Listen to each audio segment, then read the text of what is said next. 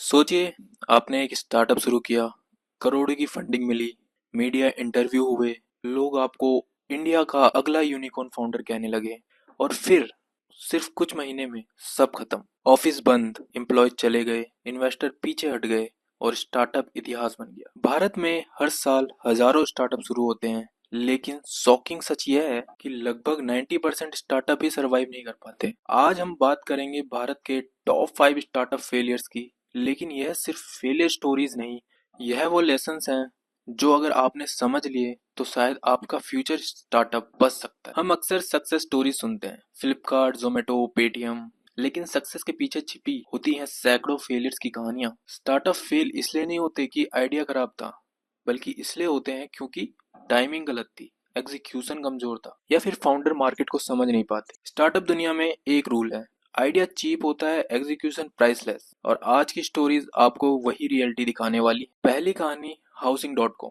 यह startup India के real estate industry को रेवोल्यूनाइज करने आया था। यूनिक आइडिया, पावरफुल टेक्नोलॉजी और मैसिव फंडिंग के साथ सब कुछ परफेक्ट लग रहा था, लेकिन कंपनी ने करोड़ों रुपए मार्केटिंग में खर्च की। ब्रांड हर जगह दिखाई देता था, लेकिन अंदर क्या चल रहा था वो अलग कहानी थी। लीडरशिप कॉन्फ्लिक्ट्स, मैनेजमेंट डिसएग्रीमेंट और इंटरनल इंस्टेबिलिटी ने धीरे धीरे कंपनी की फाउंडेशन कमजोर कर दी। स्टार्टअप बाहर से स्ट्रांग दिख रहा था, लेकिन अंदर से टूट रहा था और आखिरकार ग्रोथ स्लो हुई, लीडरशिप बदली और कंपनी अपनी ओरिजिनल विजन खो बैठी। लेसन, स्टार्टअप में आइडिया से ज्यादा इंपॉर्टेंट होता है स्टेबल लीडरशिप और क्लियर डायरेक्शन। Startup failure 2। आज फूड डिलीवरी नॉर्मल लगता है, लेकिन एक समय टाइनी आउल इस इंडस्ट्री का राइजिंग स्टार था। स्विगी और जोमेटो से पहले टिनी आउल मार्केट में तेजी से ग्रो कर रहा था। Heavy discount, fast expansion, aggressive hiring, सब कुछ में ग्रोथ दिख रहा था, लेकिन एक डेंजरस प्रॉब्लम क्वाइटली बढ़ रही थी, कैश बर्न। जी हाँ, कैश बर्न। ऑर्डर बढ़ रहे थे लेकिन प्रॉफिट नहीं। कंपनी हर ऑर्डर पर पैसा खो रही थी। जब फंडिंग स्लो हुई, बिजनेस मॉडल कोलैप्स होने लगा। एम्प्लॉयज ले ऑफ हुए, ऑपरेशन बंद हुए और ये स्टार्टअप भी एक हिस्ट्री बन गया।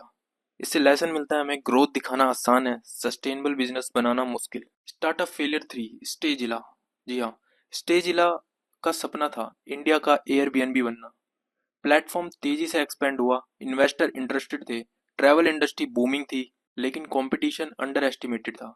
ग्लोबल प्लेयर्स और स्ट्रॉन्ग कॉम्पिटिटर्स मार्केट में आ चुके थे। कस्टमर एक्वाजिशन कॉस्ट बढ़ती गई और रेवेन्यू पेस मैच नहीं कर पाया। फाइनेंशियल प्रेशर इतना बढ़ा कि फाउंडर को पेनफुल डिसीजन लेना पड़ा, और वो डिसीजन था शट डाउन का।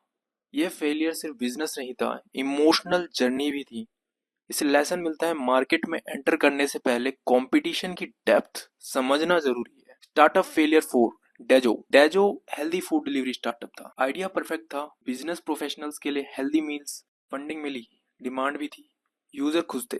फिर भी स्टार्टअप फेल हुआ, क्यों? Because of one word, unit economics. Food preparation cost plus delivery logistic plus operation is equal to revenue से ज्यादा खर्च। हर कस्टमर एक्वाजिशन एक्चुअली लॉस बन रहा था। स्टार्टअप जितना ग्रो कर रहा था उतना ही लॉस बढ़ रहा था, और आखिरकार स्केलिंग ही डाउनफॉल बन गई।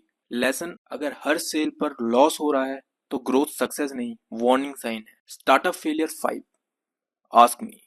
आस्क मी ने एम्बिशियस प्लान बनाया, local search plus e commerce combine. Vision बहुत बड़ा था, एक्सपेंशन तेज था, लेकिन इंटरनल स्ट्रेटेजी ही क्लियर नहीं थी। इन्वेस्टर इशूज शुरू हुए, फंडिंग सपोर्ट रुका, ऑपरेशन अनस्टेबल हो गए, 1000 एम्प्लॉयज प्रभावित हुए, स्टार्टअप सडनली कोलैप्स हो गया।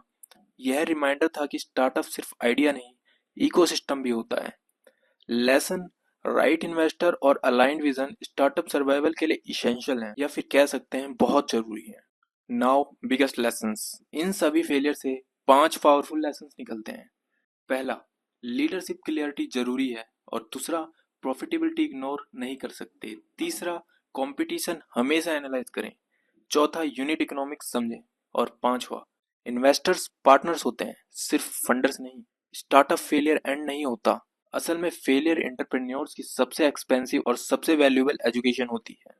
हर सक्सेसफुल फाउंडर के पीछे फेलियर की स्टोरी छिपी होती है। डिफरेंस सिर्फ इतना है, कुछ लोग फेलियर से रुक जाते हैं और कुछ लोग फेलियर से सीखकर अनस्टॉपेबल बन जाते हैं। अगर आप एंटरप्रेन्योरशिप और बिजनेस साइकोलॉजी सीखना चाहते हैं तो चैनल को सब्सक्राइब करें और कमेंट में लिखें अगला स्टार्टअप की स्टडी किस पर चाहिए?